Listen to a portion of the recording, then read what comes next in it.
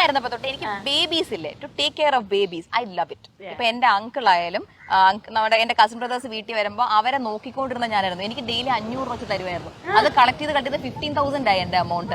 അവരെ നാനി പരിപാടിയായിരുന്നു ഞാൻ ചെയ്തോണ്ട്. അപ്പോൾ ഐ യൂസ് ലവ് ദാറ്റ്. എനിക്ക് പൈസയ്ക്ക് വേണ്ടി ഞാൻ ചെയ്യുന്നത്, എനിക്ക് ഇഷ്ടമായിരുന്നു അവരെ നോക്കാം. I use love babies. അപ്പൊ എന്റെ എപ്പോഴും ഉള്ളൊരു ഇപ്പൊ നമ്മുടെ മറ്റേ തങ്കമകൻ സിനിമയ്ക്കകത്തൊരു എന്നെ സൊല്ല ആ ഒരു വൈബില്ലേ, ആ ഒരു ഐ എം നോട്ട് ടെല്ലിങ് അങ്ങനത്തെ ഒരു മിഡിൽ ക്ലാസ് ലൈഫ് എനിക്ക് വേണം, സോഷ്യൽ മീഡിയ ലൈഫ് വേണ്ട, അങ്ങനെയല്ല ഞാൻ പറഞ്ഞു വരുന്നത്. ഞാൻ പറഞ്ഞു വെച്ചാൽ അങ്ങനത്തെ ഒരു simple happy life where nobody wants to harm anybody. അങ്ങനത്തെ കൈൻഡ് ഓഫ് ഒരു ലൈഫ് ഇല്ലേ, where the husband loves the wife, they have a child, they're happy with the child, they're happy with the mother-in-law, happy with the father-in-law. ആ kind of ഒരു life ഇല്ലേ, എനിക്ക് പണ്ട് മുതലേ അത്രയും സിമ്പിൾ ഒരു ലൈഫ് മതി എന്ന് ആഗ്രഹിക്കുന്ന ഒരാളാണ് ഞാൻ.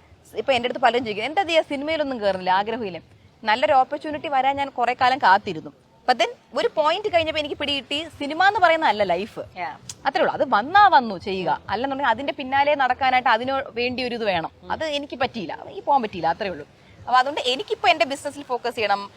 I M financially independent, I can take care of my self, I can take care of A baby, I can lead A family. അത് എനിക്ക് ഫീൽ ആയി. Also I M 26 years old. ഒരു കുഞ്ഞു ഭാവയല്ല ഞാൻ. അവർക്ക് ചെറിയൊരു കൺസേൺ അതായിരിക്കും. അതിപ്പോ എന്റെ വീട്ടുകാർക്ക് നാളെ 100 വയസ്സായാലും അവരുടെ കഴിവ് ഞാൻ ബേബി ആയിരിക്കും. എന്നെ അവരെടുത്ത് എന്നെ വളർത്തിയ ആൾക്കാരല്ലേ, അപ്പൊ അവർക്ക് ഞാൻ ബേബി ആയിരിക്കും.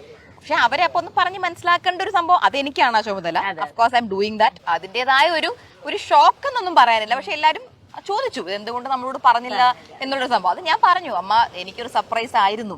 അപ്പൊ എനിക്കിത് പ്രീ പ്ലാൻ ചെയ്ത് നിങ്ങളോട് വന്ന് പറഞ്ഞ അപ്പൊ അങ്ങനെ ഒരു കാര്യം നടന്നില്ലെങ്കിൽ ആര് കിളിയാവും ഞാൻ. അപ്പൊ എനിക്ക് വയ്യ ശശിയാവാൻ, അതുകൊണ്ട് ഞാൻ ആരോടും പറഞ്ഞില്ല എന്നുള്ളത് പോലെ ആയി. പിന്നെ പുള്ളിക്കാരന്റെ വീട്ടില് പുള്ളിക്കാരന്റെ അമ്മ ചോദിച്ചു ഇത്രേ ഉള്ളൂ, ഏണ്ടാ എന്നെ ഇൻവൈറ്റ് പണല, ഇത്രേ ചോദിച്ചുള്ളൂ, ഏണ്ടാ എന്നെ ഇൻവൈറ്റ് പണല.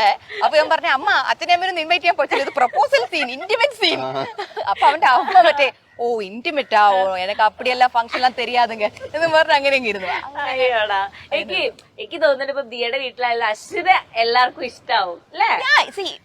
പൊതുവേ എന്റെ സിബ്ലിങ്സ് ആരും പുള്ളിക്കാരനായിട്ട് ക്ലോസ് അല്ല. Because the thing is that ഇവൻ ആരുമായിട്ട് അങ്ങനെ ക്ലോസ് അല്ല. എന്റെ അടുത്ത് മാത്രമേ സംസാരിക്കാറുള്ളൂ. ആൻഡ് ഇവൻ വേറൊരു പെണ്ണിനോട് 5 മിനിറ്റ് കൂടുതൽ സംസാരിച്ചിട്ടുണ്ടെങ്കിൽ അത് എനിക്ക് തോന്നുന്നു എന്റെ ബെസ്റ്റ് ഫ്രണ്ട് അഞ്ജലിയാണ്.